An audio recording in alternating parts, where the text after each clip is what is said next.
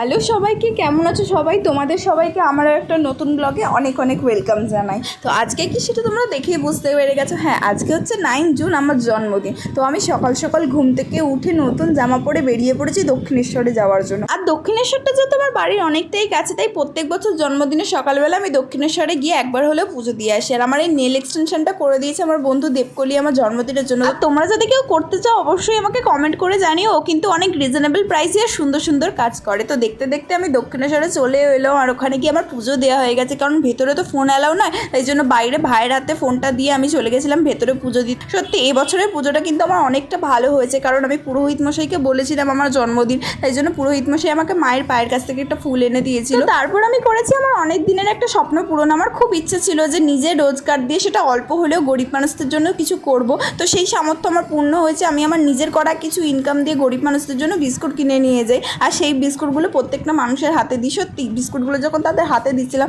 তাদের মুখের হাসিগুলো দেখে কিন্তু খুব আনন্দ লাগছিল। তারপর বাড়িতে চলে আসি, বাড়িতে এসে খাওয়া দাওয়া করে নিই, আর আমাকে আমার মা বাবা সবাই আশীর্বাদ করে দেয়। তো তারপরে বিকালবেলা আমার বন্ধুরা চলে আসার, একটা বন্ধু কিন্তু প্রথমে এসেই নাচতে শুরু করে দিয়েছে, কারণ ও কিন্তু গান শুনলে নাচা থামাতে পারে না। আর ওর পাল্লায় পরে আমিও কিন্তু সবসময় নাচতে শুরু করে দিই।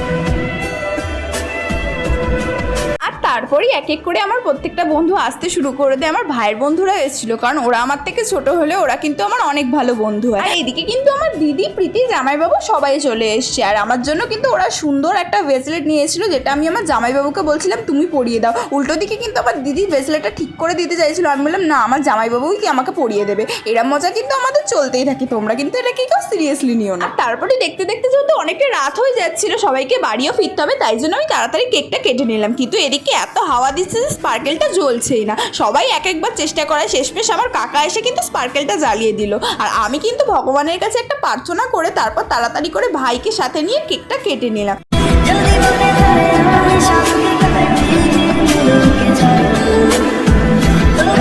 তারপর কেকটা কেটে নিয়ে মা বাবা ভাই বোন কাকা কাকিমা সবাইকে আমি অল্প অল্প করে খাইয়ে দিলাম। কিন্তু আমি ভাবিনি যে এই কেক খাওয়ানোর পর আমার জন্য কি অপেক্ষা করবে। আমি ভাবলাম যে কেকটা যখন কাটলাম স্নো স্প্রেটা কেউ ফেললো না কেন। আর তারপর দেখি এরা আমার জন্য এই অবস্থা করবে বলে স্নো স্প্রেটা বাঁচিয়ে রেখেছিল। আমি তো লাস্টে বসেই পড়েছিলাম। এরা সবাই মিলে আমার চুলের যা অবস্থা করেছিল সে কি বলবো। যারা দুজন স্নো স্প্রে মাখাচ্ছে এরা কিন্তু আমার ভাই হয়, আর আমাকে তো চেনে না। আমিও লাস্টে ছাড়িনি, আমি কিন্তু কেক নিয়ে সবার মুখে ভরে ভরে মাখিয়েছিলাম।